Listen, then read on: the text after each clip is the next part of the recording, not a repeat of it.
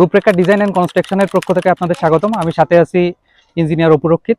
আপনারা দেখতে পাচ্ছেন আমাদের একটা সাইটে সয়েল টেস্টের কাজ চলছে।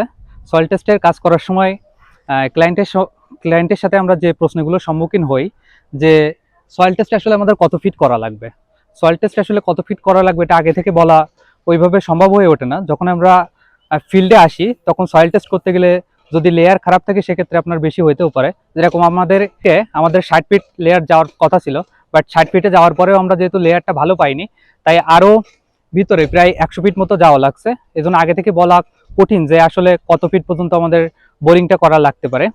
আর আমাদের সয়েল টেস্টটা সম্পূর্ণ বিএসসি ইঞ্জিনিয়ারদের সুপারভিশনের মাধ্যমে করা হয়, জিনিসটারও সুষ্ঠু হয় আর কি।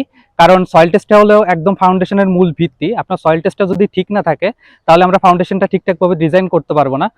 সয়েল টেস্ট দেখে আমরা বুঝতে পারবো আসলে যাচ্ছে ফাউন্ডেশনটা ডিপ ফাউন্ডেশন হবে নাকি শ্যালো ফাউন্ডেশন হবে, এর উপরে নির্ভর করে। যদি আপনার সয়েল টেস্টের রিপোর্টটা দেখা যাচ্ছে ভালো না হয়, হয়তো আপনার মাটির লেয়ারটা ভালো কিন্তু হচ্ছে আপনার সয়েল টেস্টের রিপোর্টে আমরা জিনিসটা খারাপ আসছে, সেক্ষেত্রে আপনার বিল্ডিংটা ওভার ডিজাইন হয়ে যায়। সো আমাদের বিল্ডিংটা ইকোনমিক হয় না। আবার দেখা যাচ্ছে যে মাটি আসলে সেখানে খারাপ ছিল কিন্তু আমাদের রিপোর্টে ভালো দেখানো হয়েছে, সেক্ষেত্রে আপনাদের বিল্ডিংটা একটা রিস্কের ভিতরে পড়ে যায়।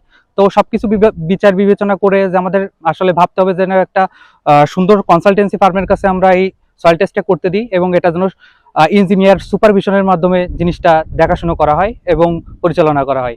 ধন্যবাদ সবাইকে, দেখা হবে পরের কোনো ভিডিওতে।